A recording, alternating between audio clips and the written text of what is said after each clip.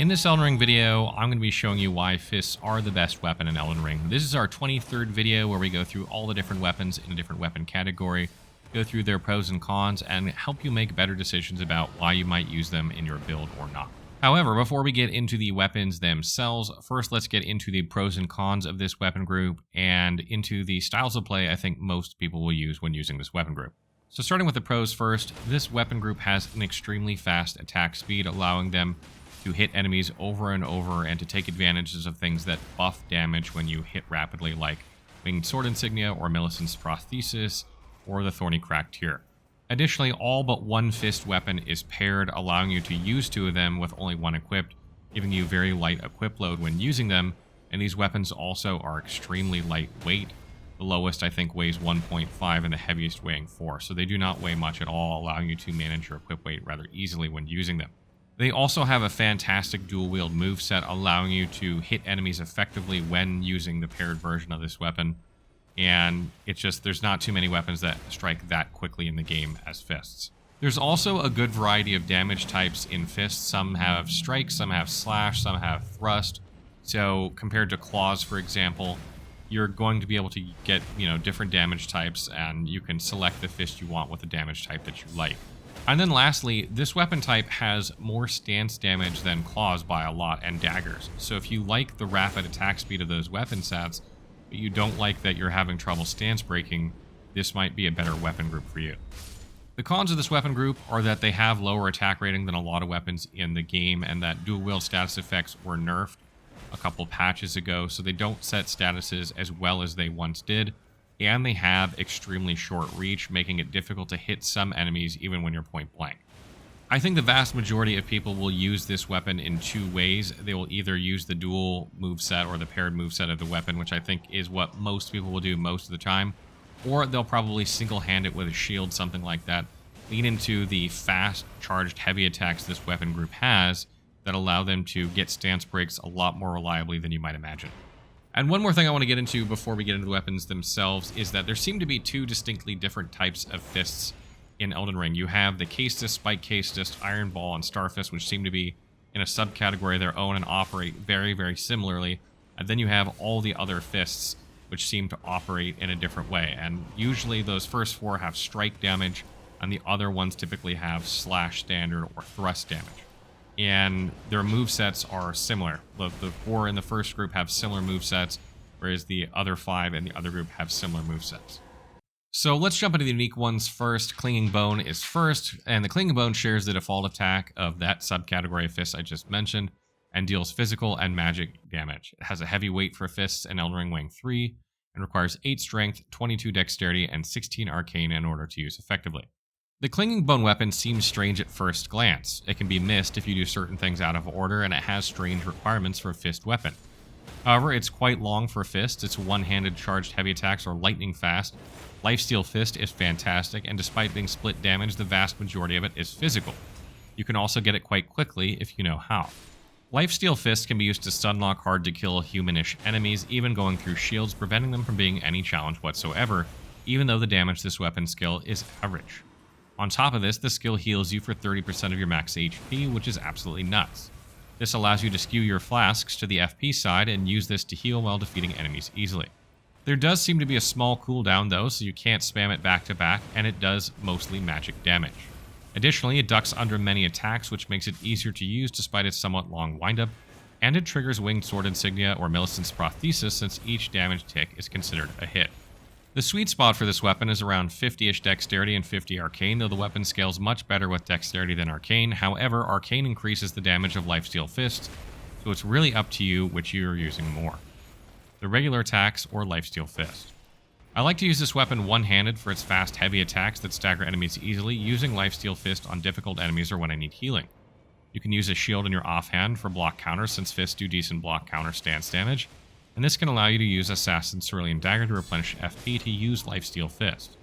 Make sure to use Shard of Alexander to further boost Lifesteal Fist damage, and Ritual Sword Talisman works well with this weapon as well since you tend to stay at full health. Note that Magic Scorpion Charm also increases the damage of Lifesteal Fist significantly, so you might want to consider that in this build, even though it's not going to do much for your regular attacks.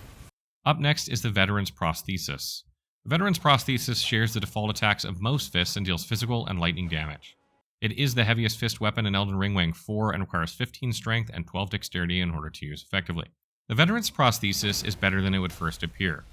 It's the longest fist weapon in Elden Ring, its one-handed charged heavy attacks are lightning fast, it has very high attack rating for fists, and Storm Kick can be deadly when used properly. However, you cannot get it until near the end of the game in Mountaintops of the Giants, so it's more of a Journey 2 weapon. Storm Kick is relatively cheap at 10 FP and slams your weapon into the ground, interrupting enemies and dealing damage in an AoE, and then allows for a follow-up attack that costs 0 FP, that does even more damage and leaps forward into the air, landing in another damaging AoE. This skill can take some getting used to because the follow-up attack has a smaller AoE than you would think, and it's easy to miss enemies. However, the damage is good enough for such a cheap weapon skill, and you can often one-shot even tough-to-kill enemies. The first attack deals more physical damage than lightning, while the follow-up deals more lightning damage than physical, but both attacks do a mix of the two damage types. The sweet spot for this weapon is 50 strength and 50 dexterity, and you'll take these both up to 80 in Journey 2, but you won't get hardly any damage out of this weapon after that, making this worse in Journey 3 than in Journey 2. I like to use this weapon with a great shield in one hand for quick attacks, block counter stance breaks, and to bust out Storm Kick when I need AoE or when facing tough-to-kill enemies. Like the Clinging Bone, you can use Assassin's Cerulean Dagger to replenish FP from block counters, allowing you to keep using Storm Kick. Up next is the Cipher Pata. The Cipher Pata shares the default attacks of most fists and deals 100% holy damage. It's the lightest fist in Elden Ring, weighing 0 and requires 30 faith in order to use effectively. The Cipher Pata is a great weapon for incantation builds that have high faith. Since the weapon requires no other stats but faith, it's a natural companion to such builds. Additionally, it deals 100% holy damage, making it easy to buff its damage with Sacred Scorpion Charm and Holy Shroud and Cracked Tear. It also weighs 0, making it extremely easy to manage your weight, and Unblockable Blade goes through shields and cannot be parried. Unblockable Blade does a decent amount of damage, but it's not cheap at 17 FP and doesn't sweep like the Coated Sword variant, so it's only going to strike one enemy for that cost. However, it does 30 stance damage, which is great, and one-handed charged heavy attacks also do 30 stance damage with this weapon, so you can stance break rather easily with it. The sweet spot for this weapon is around 50 faith, only gaining 60 attack rating between 50 and 99 faith. However, since you're likely to be using incantations with this build, taking faith up higher is advised. But this weapon will do worse and worse with every playthrough, since it cannot gain much damage past 50. I like to use this weapon with the Erdtree Seal in order to cast incantations with very high faith. Buff with Golden Vow and either one-hand or two-hand this weapon, whichever you prefer. Sacred Scorpion Charm is great with it, but you may not want to use it if you opt to use spells that don't do holy damage. And next we come to the last unique fist, which is the Grafted Dragon. The Grafted Dragon shares the default attacks of most fists and deals physical and fire damage. It has an average weight for a fist in Elden Ring, weighing 2.5 and requires 20 strength, 14 dexterity, and 16 faith in order to use effectively. The Grafted Dragon is actually pretty great for a fist weapon, but there are some quirks with this one. First of all, it's not paired like other fists. You cannot dual wield two of these unless you acquire a second one in Journey 2 or from another player, though it can be dual wielded with other fists if you want. If held in the offhand, its weapon skill will override the right-hand weapon just like a shield would do. It also has high requirements for a fist, and it's tied for the shortest fist in Elden Ring. However, you can get it relatively early on from defeating Godric the Grafted. It deals extra damage to dragons and ancient dragons. It has very quick charged heavy attacks that can stance break easily, and its weapon skill Bear Witness is quite deadly when used properly. Bear Witness crouches the player down and then swings upward with the weapon, dealing exclusively fire damage that sprays upward and then rains down in an area. The damage of this attack is better than average. The initial squat can duck under attacks, and the fire remains on the ground for some time, dealing additional damage. And since it does 100% fire damage, Bear Witness is easily boosted by Fire Scorpion Charm and Fire Shroud and Cracked Tear. The major downside is that it costs 20 FP, so it's hard to use all that often. The sweet spot for this weapon is around 50 strength with minimum points in dexterity and faith, but the weapon scales well up to 50 dexterity and okay up to 50 faith, with dexterity being better damage-wise. However, since only faith affects Bear Witness, you might want to consider adding some points here, especially since 25 faith will let you cast Golden Vow and Flame Grant Me Strength, both of which are great for this build. I like to use this weapon in my right hand and a great shield in my left due to the natural strength scaling, and use the Clawmark Seal to cast incantations as necessary. Block counters with this weapon typically stance break most regular enemies, so you can use this to gain FP back with Assassin's Cerulean Dagger to fund your Bear Witness uses. Next, let's move to the Infusible Fist, starting with the Caestus. The Caestus has a unique R2 that strikes repeatedly, that it's shared with the Spike Caestus and deals physical damage. It's the second lightest fist in Elden Ring, weighing 1.5, and requires 8 strength and 8 dexterity in order to use effectively. The Caestus can be really fun to play if you lean into its rapid attacks. You can acquire it early in Stormveil Castle. It's very light for a fist, and has the lowest requirements of all fists. However, it's in the bottom half of fists in damage, and it has very short reach and small hitboxes that make it easy to miss attacks. Endure is a solid weapon skill because it allows you to tank through attacks and continue your flurry of blows on the enemy, which can really pump out damage. Quick Step is also not a bad option, allowing you to slide through attacks rather than tank them, but does reset your combos. The upside is that you don't get hit as much as is using Endure. Infusion-wise, Magic, Fire and Lightning, and Sacred and Flame Art are really not that far apart, and Heavy slightly outperforms Keen with Cold just behind. I like to play near the rapid attacks of this weapon and use talismans like Winged Sword Insignia and Millicent's Prosthesis to boost attack power while I swing rapidly. Additionally, the Axe Talisman is not a bad choice either, since the heavy attacks of this weapon hit repeatedly, allowing you to make the most of the previous talismans while using charged heavy attacks. You'll likely want to upgrade to the Spiked Caestus at some point if you like this weapon, since it does more damage and has bleed buildup. Up next is the Spiked Caestus. The Spiked Caestus shares the same attack pattern as the Caestus and does physical damage. It's fairly light for fists in Elden Ring, weighing 2, and requires 8 strength and 10 dexterity in order to use effectively. The Spiked Caestus, for all intents and purposes, is just a better version of the Caestus. It has slightly higher requirements and weight, but it has a tad more damage and native bleed buildup on hit, which is more than a fair trade-off. Infusion-wise, Magic comes in at 534 attack rating with Fire and Lightning at 529 and Sacred and Flame Art just behind at 527. Heavy outperforms Keen by a small amount with Cold just behind, and Occult is also not terrible at 450. Endure is not a bad weapon skill, but I like to change to Lifesteal Fist for this weapon and set to the Occult Affinity. This improves the bleed buildup on the weapon as you increase Arcane while having more attack rating than Blood. Additionally, Lifesteal Fist damage increases with the Arcane stat, so by adding Arcane Scaling, we also improve its damage. Remember that Lifesteal Fist does mostly magic damage, so Magic Scorpion Charm and Magic Shroud and Crack Tier will increase the damage of this weapon skill. Up next is the Katar. The Katar shares the default attacks of most fists and deals physical damage. It has an average weight for fists in Elden Ring, weighing 2.5, and requires 8 strength and 10 dexterity in order to use effectively. The Katar has really one claim to fame. It's the only fist weapon with 110 critical rating, making it more deadly when doing critical attacks than other fist weapons. It's also the only fist weapon that comes with Impaling Thrust, though the Cipher Pata's unblockable blade is virtually the same thing.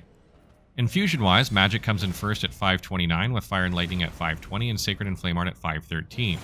Keen outperforms Heavy by just over a dozen points, with Cold just behind. I highly recommend making a build that leans into stance breaks with this weapon or block counters in order to take advantage of the extra critical damage of the weapon. This means one-handing it most likely and using a shield or great shield in the offhand. You can further boost critical damage with a Dagger Talisman, and if you choose the Fire Infusion, then you'll have high strength, making it easier to use great shields with this. Up next is the Iron Ball. The Iron Ball shares the default attacks of most fists, but has a unique two-handed R2 attack that it shares with the Star Fist, and deals physical damage. It has an average weight for fists in Elden Ring, weighing 2.5, and requires 11 strength and 8 dexterity in order to use effectively. The Iron Ball hits like a truck and is in the upper half of fists when it comes to attack rating. You can acquire it rather quickly by defeating Blackguard Vic Boggart, and its only real downside is that it's tied for shortest fist in Elden Ring. Boggart's Roar is attached to this weapon when you first pick it up and increases physical damage by 10%, increases damage negation by 10%, and increases stamina recovery by 20% while changing your charged heavy attack into the same attack that Warcry provides. Roar Medallion and Highland Axe both affect the damage of these attacks. Infusion-wise, Magic comes in first with 543 attack rating with Fire and Lightning at 537 and Sacred and Flame Art at 518. Heavy outperforms Keen by 34 attack rating and Cold splits the difference.